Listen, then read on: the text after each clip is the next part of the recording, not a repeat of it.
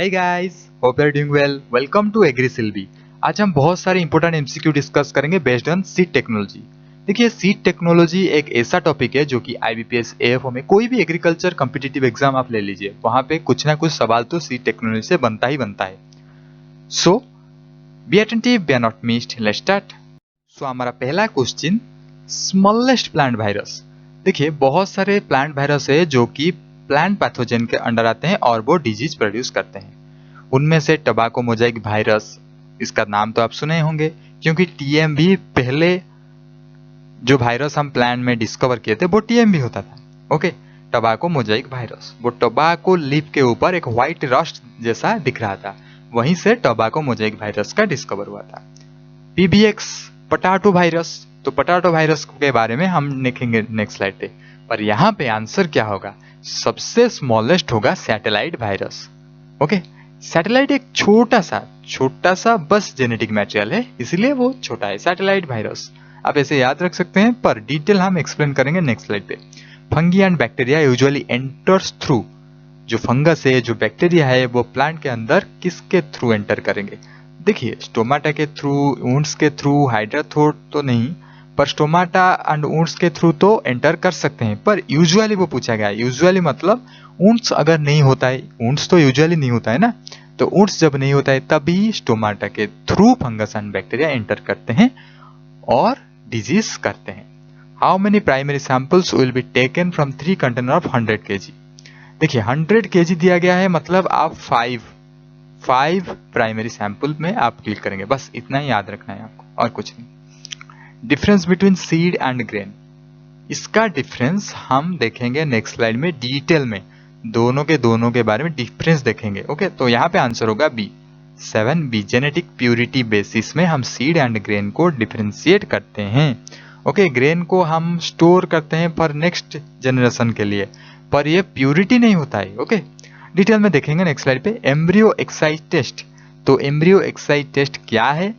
उसमें हम surface disinfection के लिए हम यूज करते हैं, ये जो NaOCl हम यूज करते हैं। ओके, याद रखेंगे इसको। और एम्ब्रियो एक्साइट टेस्ट कुछ भी नहीं, बहुत इजी है। वायबिलिटी टेस्ट करने के लिए हम एम्ब्रियो को देखते हैं, क्या वायबल है वो सीड और नॉट। मैक12 एक बीटी कॉटन का वेराइटी है और ये जनरली TNU यूनिवर्सिटी से रिलीज हुआ है, I think so. National nematode collection of India IRI पे है। ओके, IRI अगर आप जाएंगे घूमने के लिए तो वहां पे आप देखेंगे national nematode collection of India वहां पे है। तो IRI कहाँ पे है आप ही बताइए। अर्सली शुगर कैन प्लांटेड इन, इसके बारे में तो आइडिया नहीं है, पर ये आपको रिमेम्बर रखना पड़ेगा। ओके, इसको याद रख लीजिए। जून टू जुलाई, मतलब जब भी अनसेट ऑफ मानसून होता है ना, तभी अर्सली शुगर कैन आपको प्लांटेड करना है। लेवरेज रेशियो के बारे में डिटेल में हम देखेंगे नेक्स्ट स्लाइड पे, सो वेट फॉर नेक्स्ट स्लाइड। यहाँ पे आंसर होगा total depth divided by owners equity. Actually ये है क्या है? लेवरेज रेशियो है क्या भाई? और लेवरेज रेशियो का सिग्निफिकेंट क्या है, हम इसको जान के करेंगे क्या? तो वो सारी चीज हम देखेंगे।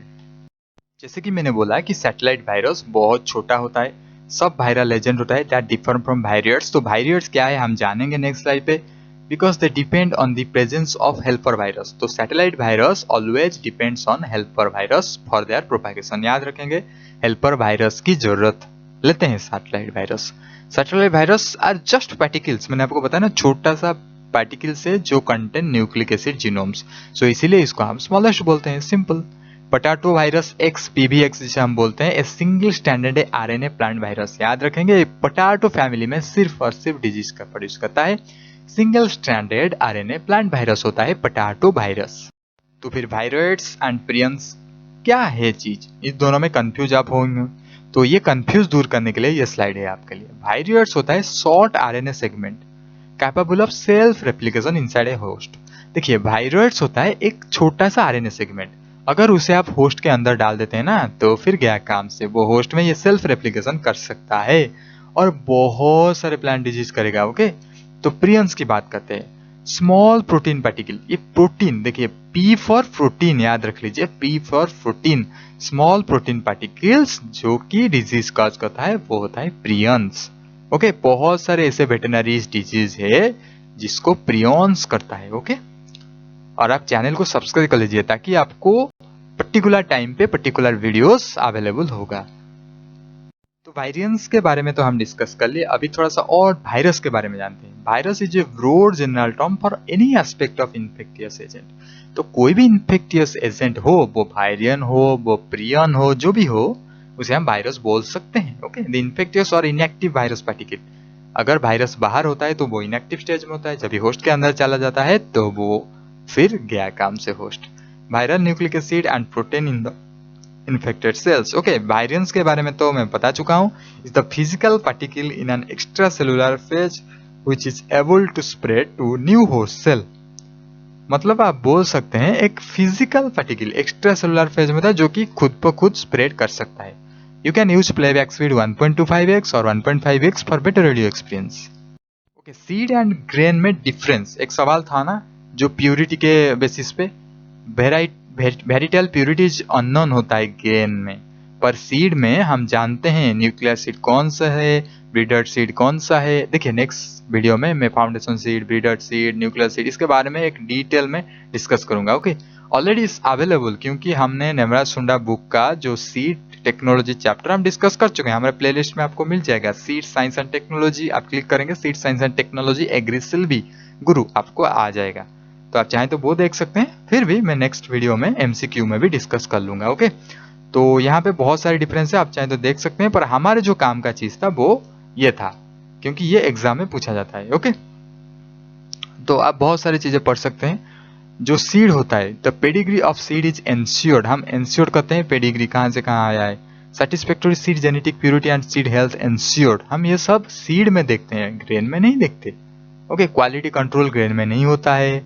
ओके, ये ग्रेन हम जब यूज करते हैं ना सिर्फ ह्यूमन कंजप्शन के लिए, एनिमल फीड के लिए यूज करते हैं, पर सीड हम इसके लिए यूज नहीं करते। सीड हम फ्यूचर पर्पज के लिए यूज करते हैं, फ्यूचर हम इसको प्लांट करेंगे। ओके, हाई यील्डिंग वैरायटी ये सब सीड में होता है। ओके,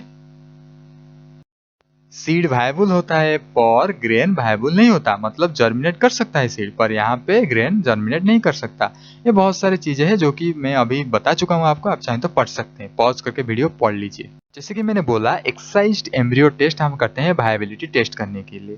तो क्या करते हैं, if the embryos is carefully exercised from the seed and placed on moist paper in cover dish, viable embryos will show some activity. तो हम क्या करते हैं, एक सीड सैंपल लेते हैं, उसमें से कुछ सीड चूज करते हैं, जिसको एम्ब्रियो को हम खोल के बाहर मोस्ट पेपर में रखते हैं। जो एम्ब्रियो वायबल होता है तो वो सम एक्टिविटी शो करता है वो एम्ब्रियो, तो वहीं से हमको पता लग जाता है ये seed sample exercised embryo test में पास हो गया है, इसका मतलब सीड वायबल है। देखिए, जो नेमाटोड के बारे में आपको जानना ही पड़ेगा क्योंकि नेमाटोड बहुत बार एग्जाम में पूछा जाता है। कुछ ऐसे मैं आपको root knot nematode, okay, root knot nematode अगर आएगा आपके माइंड में पहले आ जाना चाहिए Meloidogyne species. Okay, Meloidogyne species आपके माइंड में आ जाना चाहिए रूट नॉट अगर आता है तो। और रेनिफॉर्म अगर आता है तो रोटिलेंकस आपके माइंड में आ जाना चाहिए। ओके, रोटिलेंकस आपके माइंड में आ जाना चाहिए। Okay, leverage ratios. देखिए बहुत सारे बच्चों में कंफ्यूज होता है लेवरेज रेशियो होता क्या है, इसका सिग्निफिकेंट क्या है। डेबिट रेशियो फॉर्मूला देख सकते हैं, total divide by total asset. Asset आपको पता है ना, एसेट मतलब जो आपकी एसेट है, जो आपके पास है, ओके, जिससे आप इनकम करते हैं, जिससे आप प्रॉफिट कमाते हैं, वो आपका एसेट है।